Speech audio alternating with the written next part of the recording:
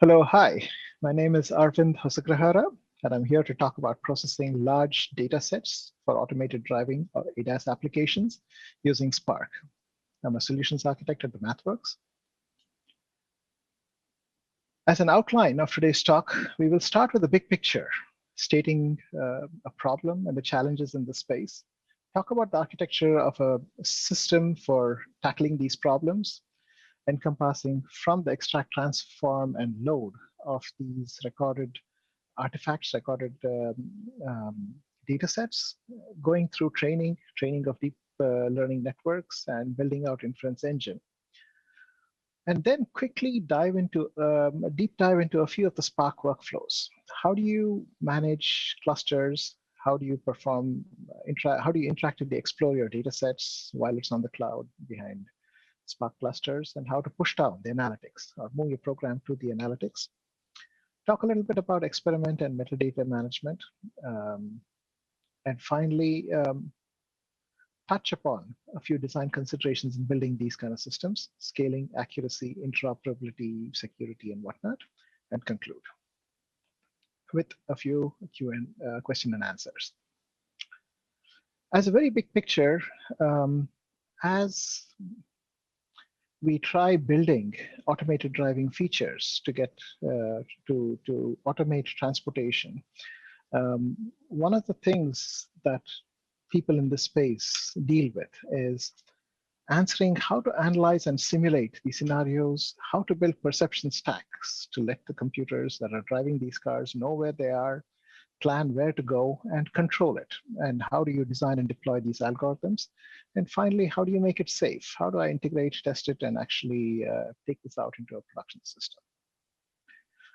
For the purposes of this conversation, which talks a little bit about the data analytics and the processing side of it, we're going to focus on the perception bit.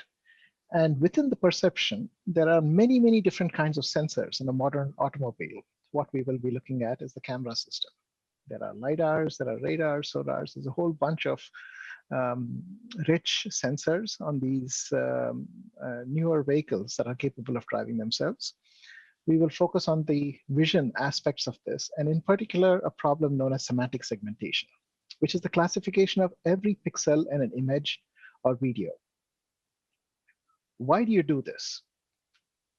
The higher quality of perception outcomes are achievable if you can simplify the processing, and being able to make these data sets easier to analyze and validate localization modules allows us to actually simplify the processing behind what is a very complex image space. For example, it makes no sense looking for lane markers in the sky. So if you can distinguish your road from your sky, you're already up ahead because you can actually analyze your data better. And finally, this is a rapidly evolving space with newer models appearing yearly. The pace of evolution here is so rapid that it is imperative to have faster design iterations to go from experimentation to operationalization by turning the crank very quickly. As a quote, there's a research study which says autonomous vehicles would have to be driven hundreds of millions of miles, and sometimes hundreds of billions of miles with a B, to demonstrate the reliability in terms of safety. Driving a billion miles takes lots of data as well as a lot of time, sometimes untenably so. And that is where technological advances such as simulation in that space begin to appear. So boiling that down to a problem statement, how can we accelerate development of these models from prototype to production to build better perception software? How to scale the workflows, capabilities, and throughputs of engineering processes to enable teams to leverage automation, the cloud, storage, compute, and other infrastructure. Excuse me. As challenges, technical challenges, the richness of these sensors means that data sets grow. They grow very quickly and very large. They come in a variety of specialized formats. And sometimes these systems, especially the cloud-based systems, leverage the latest best-in-class storage and compute infrastructure to be able to handle their computational needs, and to enable self-serve analytics for the data and engineer. This becomes the holy grail of People who would like to enable their end engineers, their domain experts, and the data scientists to self-serve their IT needs. And if you boil it up to a business level, we are looking at going quicker from prototype to production to verify and validate these algorithms quickly and be able to deal with the development of the right workforce and integrate engineers with very disparate backgrounds required to actually build out such stacks. So I'll cut to the chase and give a very high-level demonstrative example. As what I have here is a quick video. What we have here is front camera from a vehicle driving a busy street. This video was captured in Spain by one of our colleagues, showing approximately what the car is seeing from the front camera. And it's a very small section of the video. What we will do is take this through the process of semantic segmentation. The first of these models is fairly old. VGG16 is approximately 5 or 6 years old. And as you can see, if this is what my car was perceiving the world to be, I don't know if I would feel comfortable sitting in it. It tries to distinguish the road from other vehicles and the sky. It doesn't do a very good job. But this process of iteration, as you start applying color space corrections, as you start pre-processing the video, making it easier to analyze, you will see the quality of the semantic segmentation improve. As a second iteration, you'll see that I'm slightly better in observing the sky, but not noticeably so. Color correcting, the contrast correcting, we get a little better. It's able to quite reliably spot the sky from the road, but there is still a lot of noise in this. And even at this point, it is nowhere close to be, if this is the way a car is actually looking at it, there is scope for improvement. Switching to the more modern models for semantic segmentation, the DeepLab V3 model now begins to locate the other motorists, locate the road in a slightly better way. And if you take a look at the fourth iteration here, it's less noisier than the earlier ones. And if you look at it as something which has the appropriate adjustments, what happens is the need for actually retraining these models and turning the crank with newer models. In this one, you can see the sky is pretty reliable. It's able to spot a few signboards, being able to look at the semantic segmentation problem. It is a process of continuous improvement, and it will take a lot of data, a lot of advances in the way these models are constructed to be able to build something that is that will serve the needs. So 1 billion miles of that kind of recorded data is very difficult to actually crunch. And sometimes it's not possible to really drive so many miles. That's where simulation comes into the picture. So in this case, you can actually use techniques such as generative adversarial networks, or GANs, and use 3D simulation data to train the network and be able to handle a different domain as it actually, and fine tune it for real world data. As a very quick example, this example shows a training set that has been augmented by 3D simulation data and trained to be able to do the semantic segmentation. It's a standardized video set, but you can see the quality of the segmentation get a whole lot better, with it reliably detecting the sky from the ground, detecting pedestrians, detecting other cars. And this becomes a process of iteration as people are developing these algorithms. The end outcome is a better perception stack for the vehicles that are actually operating on the streets without a human intervention. So as a very big picture, let's take a look at the architecture of a system to aid in the development of these kind of algorithms. We stood up a system on AWS. It's a very complicated diagram here, and I don't expect people to be able to see all the details. But as a very high level, what you are looking at, to simplify this, is a development environment to allow you to quickly iterate on algorithms, do it on desktop environments, be able to access local data sets, and if necessary, connect up to your large data sets, usually a cloud-based data set, onto the storage layers, allowing you to build inference engines, allowing you to train these models, allowing you to be able to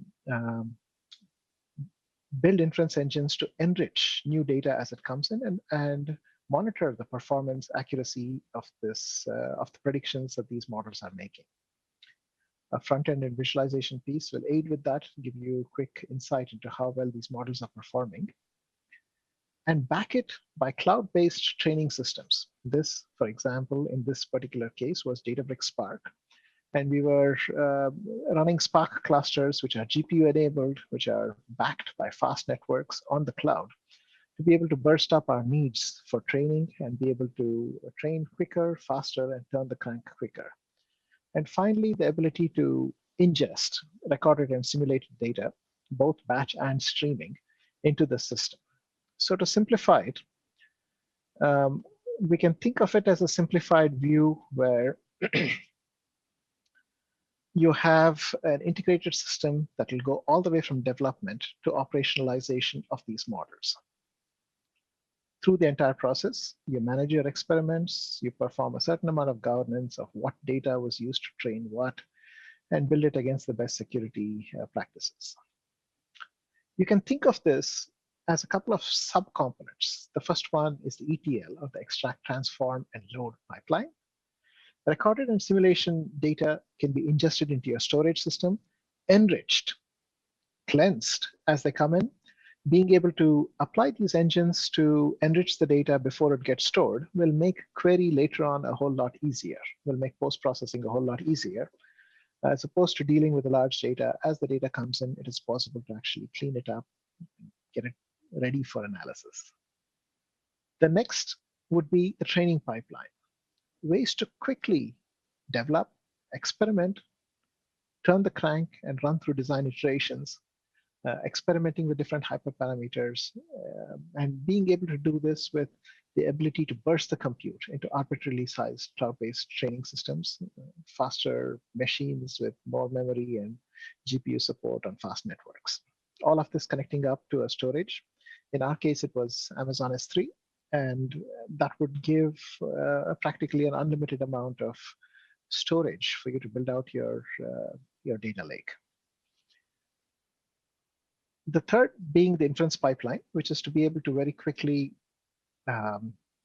take the trained models and build inference engines, either to plug into other software systems or be operationalized to go into the vehicles themselves and to be able to monitor the accuracy of these. So as a quick software stack, what we did was actually built this as a development environment. We used MATLAB and Simulink. As a training, we used the Databricks Spark environment, MATLAB capable clusters running on Spark. We also connected up to S3 as a storage layer and inference engines hosted on production server and web app server. The experiment management dovetailed into MLflow, and it did connect to the best in the cloud-based security, identity, and access management systems. Another way to look at the same architecture is from a DevOps perspective. And what we really are trying to do is to turn the crank quickly. To start with a planning stage where you decide the capacity of this, go through cluster management, be able to enable domain experts to connect up to their data sources, to be able to interactively explore the data sets, experiment, and help with the modeling, be able to connect up to CI/CD pipelines to automate the build and test by creating the appropriate Spark jobs or the libraries, and managing the models as the models and the experiments through their life cycle.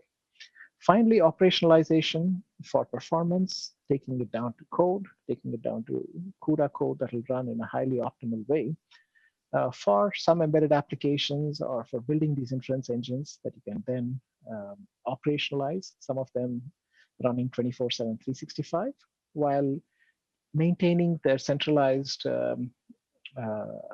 configurations and centralized view of their performance.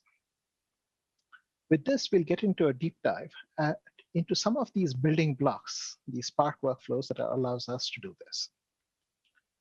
As the first workflow, a way of quickly orchestrating clusters for us to be able to build up these Databricks clusters, these MATLAB capable Databricks clusters on the cloud. We enable that by connecting up to the RESTful endpoints that Databricks provides. and provisioning either init scripts or Dockerized images and create these clusters at scale very quickly. As a quick example, let's create a Databricks cluster. This is the MATLAB environment, and we're creating an object, a Databricks cluster object, and giving it a name. In a few lines of MATLAB code, everything that I'm typing here can be put into scripts and functions.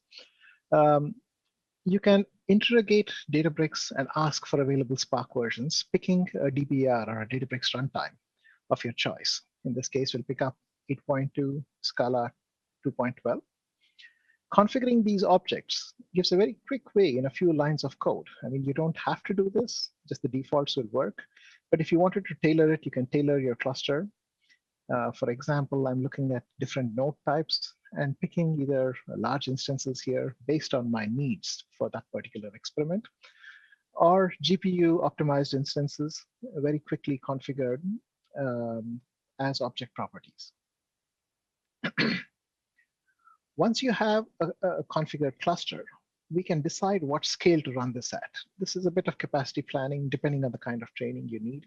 We can set the number of workers to just the driver, setting it to 0, or a 4-node cluster, or if necessary, an auto-scaling cluster that will go between 4 and 10 workers. At which point what happens is you have a definition in code. This is infrastructure as code of a cluster, which you can then enable the MATLAB runtime, make it a MATLAB-enabled Spark cluster. This will set up the init scripts to make sure that the Spark cluster is capable of running MATLAB code on it. At this point, it is possible to actually take it through the entire life cycle of the cluster. You can create these clusters. We can certainly manage it through code. In this case, I'll pick a slightly smaller example just to keep costs down. Creating the cluster will actually create a Databricks cluster and orchestrate it, in this case, between 4 and 10 worker nodes. I can also terminate this cluster, turning off billing on the Databricks side, and if necessary, permanently delete it, freeing up underlying cloud resources.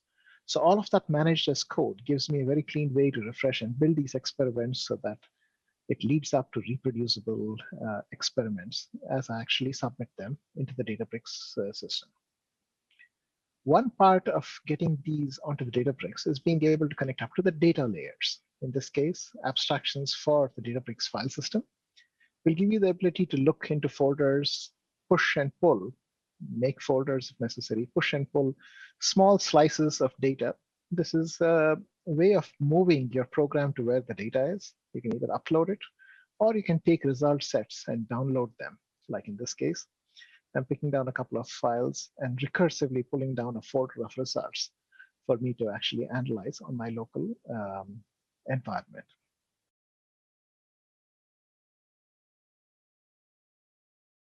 So once you have your cluster, we enable a variety of workflows to query, to explore the data on the cluster.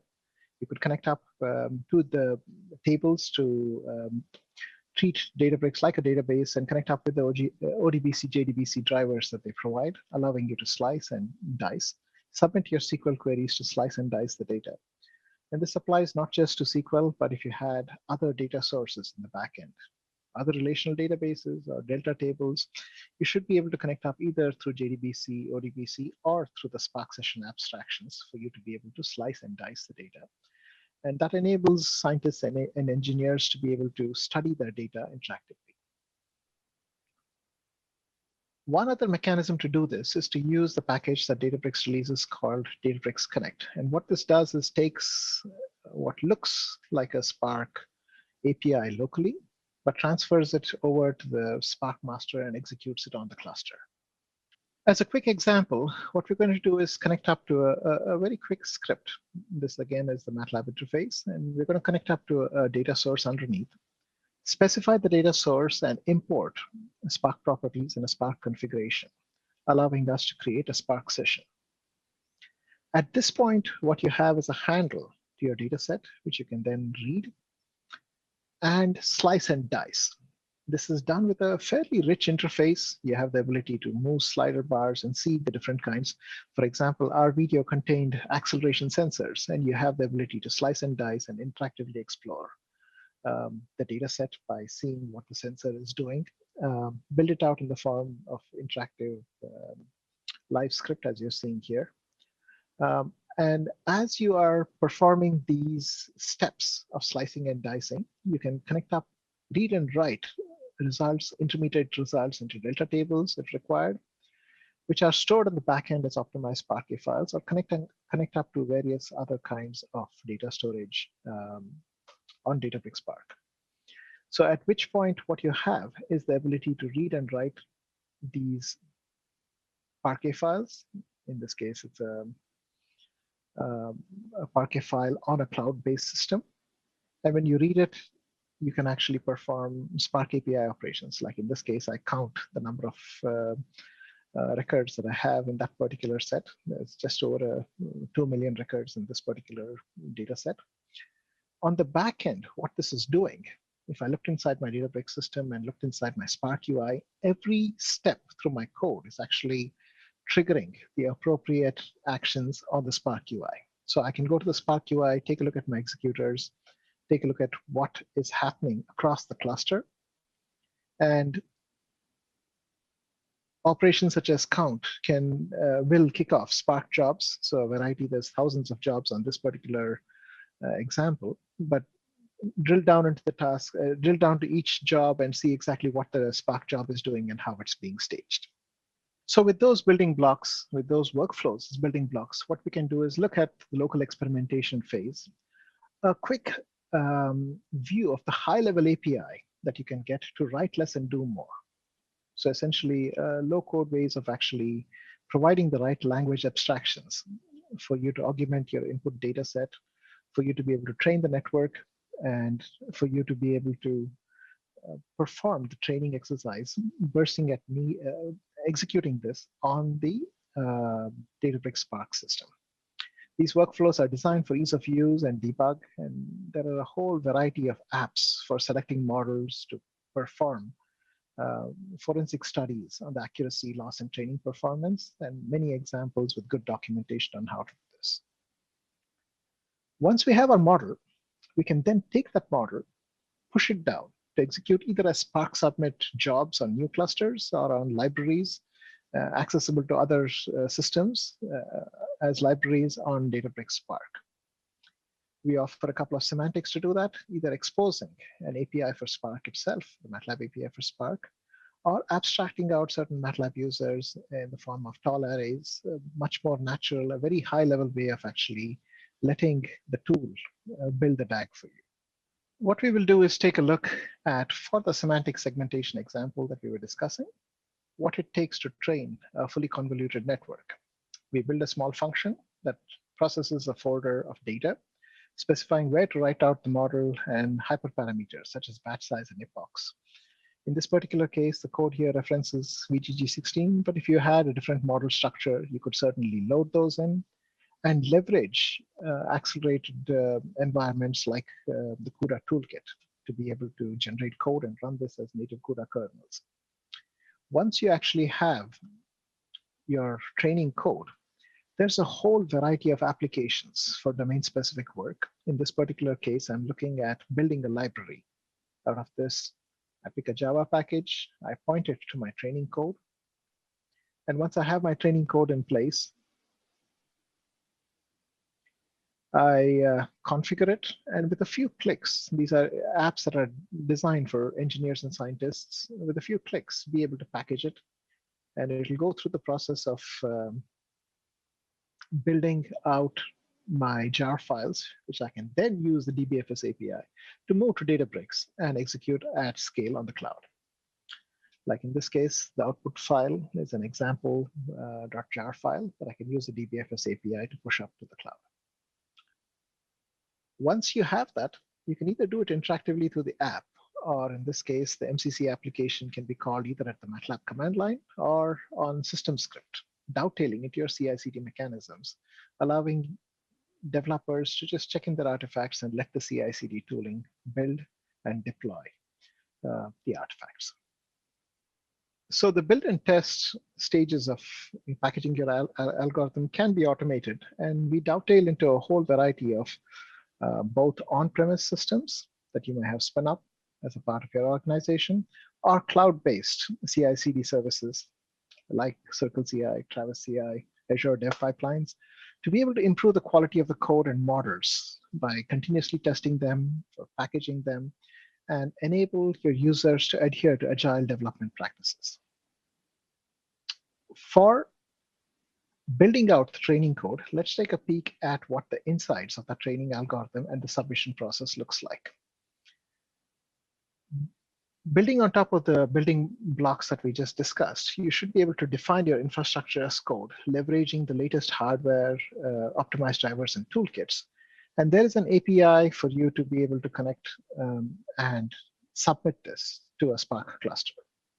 In fact, what you're looking at on the right-hand side is almost the entirety of the entire submission process, where I pointed to an input location, specify what kind of application, my Spark app over here, being the compiled artifact, dealing with training hyperparameters, and defining my infrastructure as code. Once I have my infrastructure as code, I can then configure a job as a Databricks job and define that to be a Spark submit task, set the task, and control the execution. That is, create the task on the Databricks system, execute it, and refresh. Minimally, it's almost the complete submission code. And what you are doing in this case is very quickly building an environment for repeatability. You can actually repeat this experiment, and what this code will do is actually spin up the cluster with the Databricks runtime and the MATLAB-enabled Spark cluster, execute the training, take the results of the training, store it out into the storage layer, and then tear down the Databricks resources, tear down the underlying storage resources, and you can go and fetch your results of your training, your trained model. What that looks like when it executes is some visibility. In this case, I'm looking at the Spark driver logs where I dump things like the accuracy. But there are cleaner ways of actually dealing with this that I'll be talking about in the next few slides. That involves the management of experiments and tracking of performance. There are graphical features like the experiment manager in MATLAB that will allow you to train these networks and to be able to tweak the hyperparameters, either by using exhaustive sweep or Bayesian hyperparameter optimizations. All of these call a certain setup function, which gets called for each trial of your experiment. You can define what kind of experiment and how to sweep the parameters, at which point a whole bunch of ways of getting started quickly, ability to see confusion matrices and to study the performance and the progress of these tasks as they execute. All of this will allow people who are doing local experimentation on their computers to be able to work very quickly. But these features dovetail into bigger systems. And as an example, what we'll do here is connect up to MLflow. In a couple of lines of code, I can give it a name. I'm going to create an experiment object and give it a name. In this case, I'll call it DAIS 2021 demo. A few lines of code, 3 lines of code here. I have created an experiment on MLflow. This gives us a way for us to very quickly handle our artifacts, to track our performance, to register runs, and all of that exposed through a very simple API. This API connects up to the RESTful endpoints that MLflow actually exposes. So for example, if I were to create a run, I would actually create a new run. And if I was collaborating with my colleagues, I could specify who is running this, at which point I've created a run for that particular experiment on MLflow. And within the run, it becomes possible for me to log my parameters, log my metrics, to be able to operate MLflow to track progress as well as track accuracies. In this case, I'm just, as an example, showing you how you can log what kind of model it is. Log metrics, in this case, I'll measure my training loss and set it down as API calls. And in this case, I'm just picking some dummy values to show you the building block of very quickly leveraging APIs like this to connect up to backend systems that will centralize the management of these experiments. So both local experimentation, experiment manager, and if you wanted centralized experimentation tracking, both of those should be possible from all the MATLAB contexts. Going to what this looks like, what you can do is very quickly connect up to the experiment that we just created. This is the experiment that was created in those few lines, and there's the run that we just created. Take a look at the parameters that were logged, as well as metrics. If I clicked on the metrics, possible for me to see this and see what training loss accuracies, training losses look like, which map to the API calls that I made for it. Finally, these building blocks, this API can be plugged into existing resources. For example, Experiment Manager has a setup function that we talked about. That setup function gives a very quick way to splice in these API calls. And at the same time, both on the input as well as the completion of the training, it becomes possible to exercise APIs and log the results to MLflow.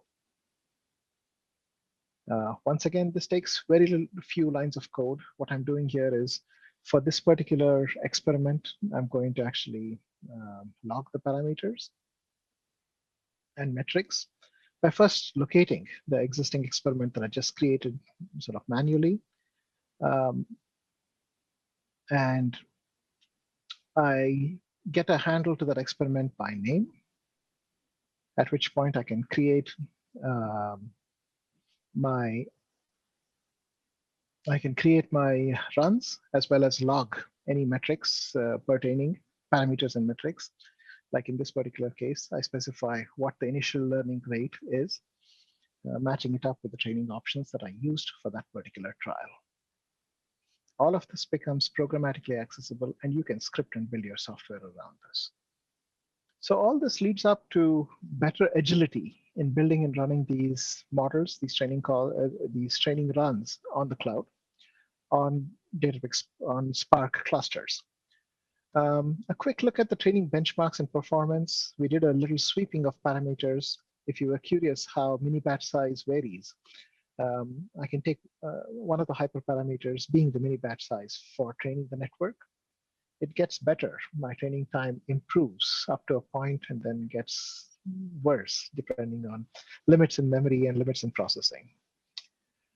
And interestingly, as you look at what it does in terms of trying the same training on different machines, the most powerful local machine I had access to was an NVIDIA Titan X, and the training time took nearly 5 hours.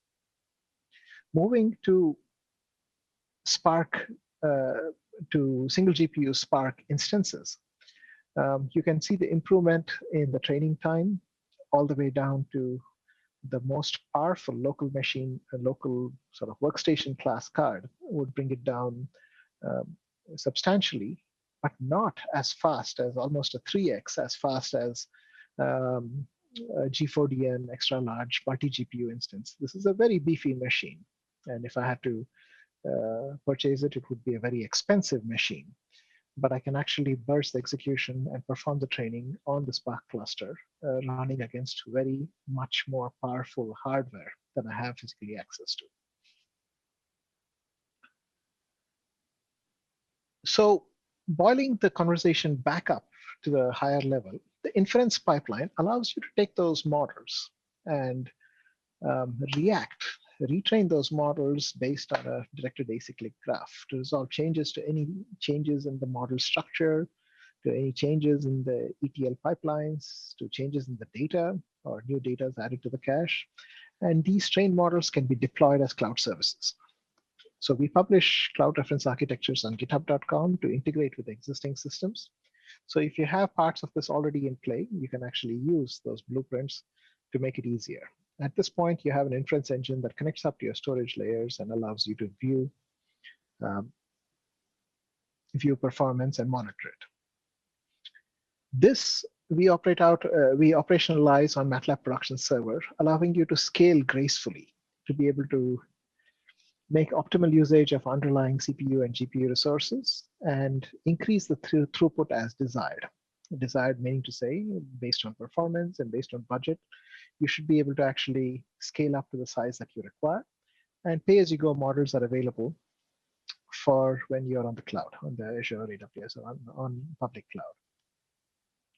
Which brings us to the last part of this. These trained models become a part of the ETL pipeline. And one of the things that is possible is that we have a whole array of specialized formats, ROSBAGs, MP4, MDF, automotive-specific formats, and essentially exposing it as RESTful client-based access, and allowing you to connect up to cloud storage and distributed systems, streaming systems like Kafka, give you a way of taking these inference engines and horizontally scaling it to run 24/7, 365. These models can be operationalized on headless cloud systems.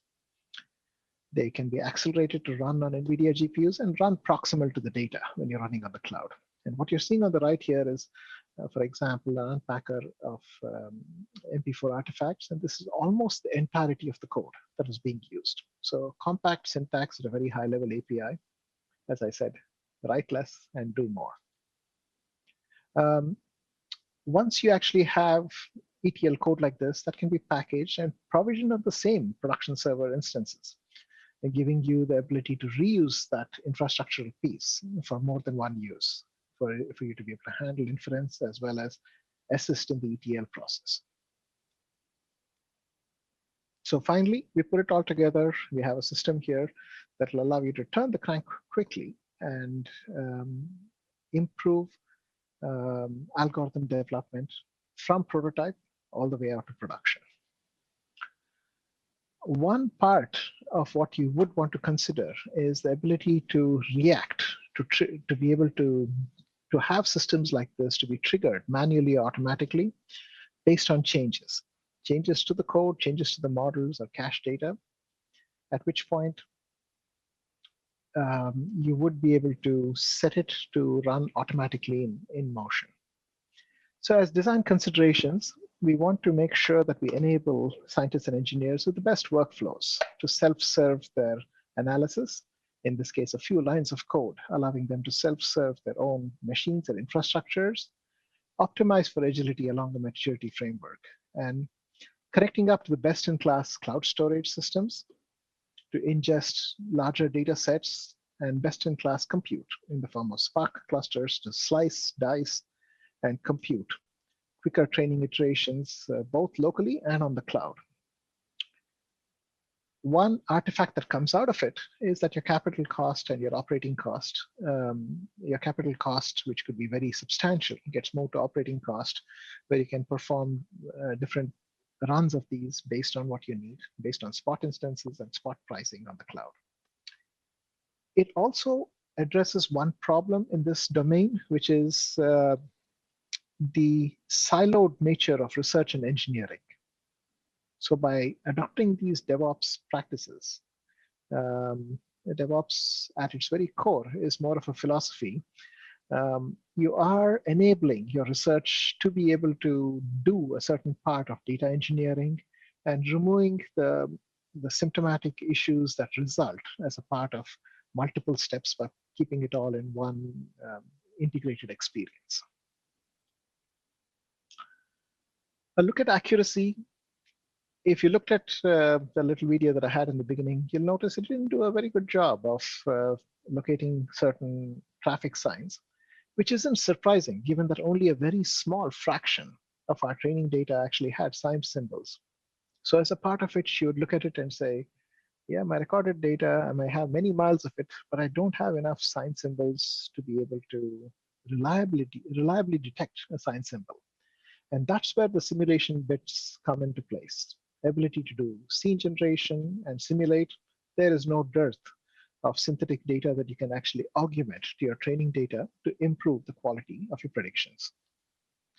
Ground truthing as well as scenario generation will give a very quick way to be able to build synthetic scenarios and be able to train these networks quicker and faster. And if you have to get to 1 billion miles of data, this is one very essential tool that will get you to better outcomes for perception.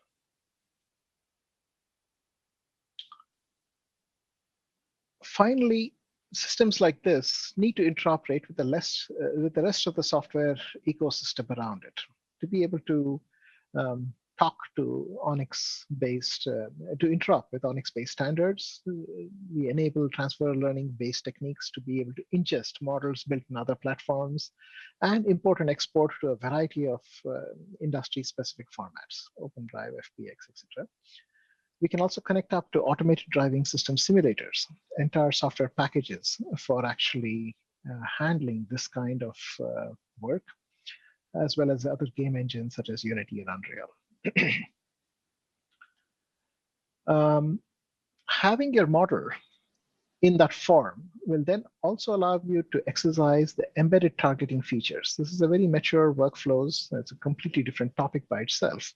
But what you can do is produce processor optimized code to go down to an embedded system that you place in the vehicle itself.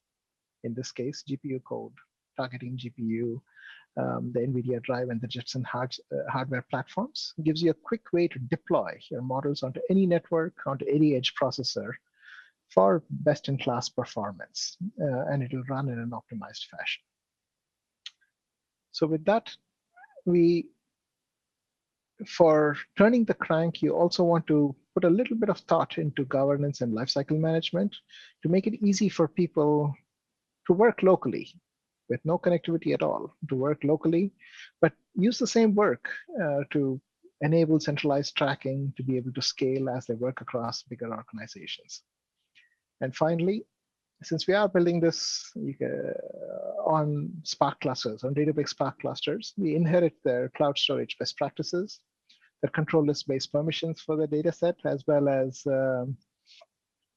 identity and access to control who can see what data and what they can do with it.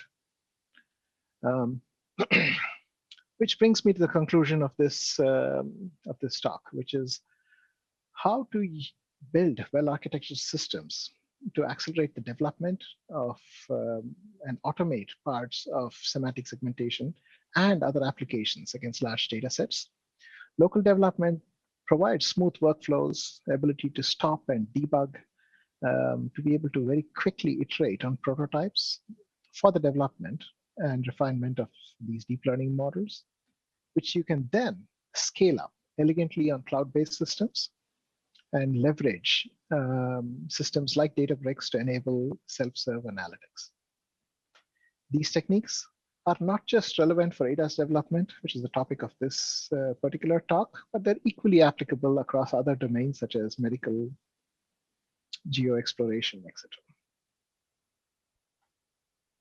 With that, if there were key takeaways, it would be to use DevOps-ready development tools to build upon proven ways of actually accelerating development of these algorithms by leveraging best-in-class simulation and integration and modeling tools for faster time-to-market outcomes. And finally, write less and do more. Providing the right level of API and the right level of tooling will allow people to spend less time writing code and doing more. And if you did find this talk interesting, I can request you to contact us at databricks@mathworks.com for more details or to get started. With that, we can switch to question and answers. Thank you very much.